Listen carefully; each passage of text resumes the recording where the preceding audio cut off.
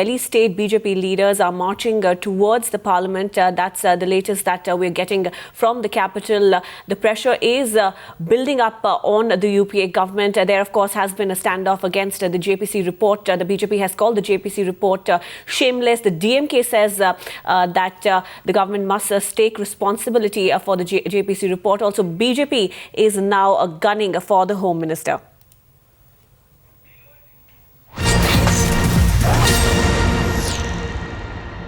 As the budget session of Parliament meets right after its break, I'm joined by Leader of Opposition in the Lok Sabha, Mrs. Sushma Swaraj. Mrs. Sushma Swaraj, on the eve of the Parliament session, we've seen a ghastly incident taking place in Delhi. You've spoken about it. You've demanded yet other changes in the law. You've also demanded an all-party meeting by the Home Minister. Have you got a reaction from the Home Minister on this? जी बिल्कुल नहीं. मैंने tweet किया, मैंने television पे बोला, मैंने मांग की कि गृह मंत्री सर्वदलीय बैठक बुलाएं और सब लोगों को विश्वास में लेकर के आइए हम लोग इस लॉ को, इस कानून को और सख्त बनाएं. आपको मालूम है कि अभी कुछ दिन पहले ही संसद में ये कानून बना था.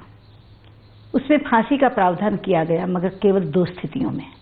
एक, जब बलात्कार के साथ हत्या भी हो जाए, यानी पीड़िता मर भी जाए तब, या मरने जैसी हो जाए, तब पूरी जिंदगी उसको मरने जैसी हो जाए. और दूसरा, अगर बलात्कार का अपराधी दोबारा बलात्कार करे. केवल इन 2 स्थितियों में फांसी का प्रावधान था. बाकी में कहीं 20 साल की सजा, कहीं 10 साल की सजा.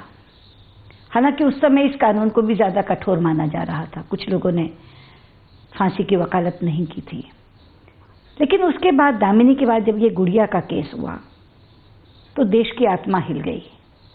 5 साल की बच्ची के साथ दुष्कर्म, केवल दुष्कर्म नहीं, उस नन्ही मासूम बच्ची के शरीर में 3-3 मोमबत्तियां, एक तेल की शीशी, यानी इतनी बर्बरता के साथ बलात्कार. और एक के बाद एक 5 साल की बच्ची, एक के बाद एक 5 साल की बच्ची. पुराने 1 सप्ताह में 5 बच्चियों का मामला सामने आया. तब मुझे लगा कि इस कानून को और सख्त बनाने की जरूरत है और 2 प्रावधान इसमें और डाले जाने चाहिए. एक तो ये कि अगर बच्ची के साथ दुष्कर्म है 5 साल, 8 साल, 10 साल की, तो निश्चित फांसी होनी चाहिए. और दूसरा, अगर बलात्कार इस तरह की बर्बरता और पैशाचिकता से किया जाता है तो पाशविक है, बारबेरिक है. अगर इस तरह की चीज इस्तेमाल की जाती है और इतनी बारबेरिटी और ब्रूटैलिटी के साथ किया जाता है बलात्कार, तो निश्चित फांसी होनी चाहिए. इसलिए मैंने कहा कि गृह मंत्री मीटिंग बुलाएं. और मुझे नहीं लगता था कि कोई भी जनप्रतिनिधि इसका विरोध करेगा. बल्कि आज मैंने पढ़ा अखबार में कि सीपीएम के लोग जो विरोध कर रहे थे फांसी का, वो भी विचार करने को तैयार हैं. कल सीताराम येचुरी जी ने कहा. लेकिन मुझे दुख है कि गृह मंत्री ने मुझे फोन तक नहीं किया. मीटिंग बुलाने की बात तो दूर रही. सोनिया जी का एक बयान आया, अब बातें नहीं करनी चाहिए, कार्रवाई करनी चाहिए. इसका मतलब वो भी महसूस कर रही है कि अब तक सरकार केवल बातें कर रही है. लेकिन मैं ये कहना चाहती हूँ कि कार्रवाई कौन करेगा. नविका जी, जो चाहिए की भाषा है वो विपक्ष के लिए होती है. हम कहें कार्रवाई करनी चाहिए, सरकार कहे कार्रवाई कर रहे हैं या कार्रवाई करेंगे. लेकिन अब वो कांग्रेस प्रमुख कहती है कार्रवाई करनी चाहिए, ये भाषा उन्हें शोभा नहीं देती. Ms. Sushma Swaraj, the issue also is that this has happened for the second time in 4 months in the city of Delhi, the capital of India.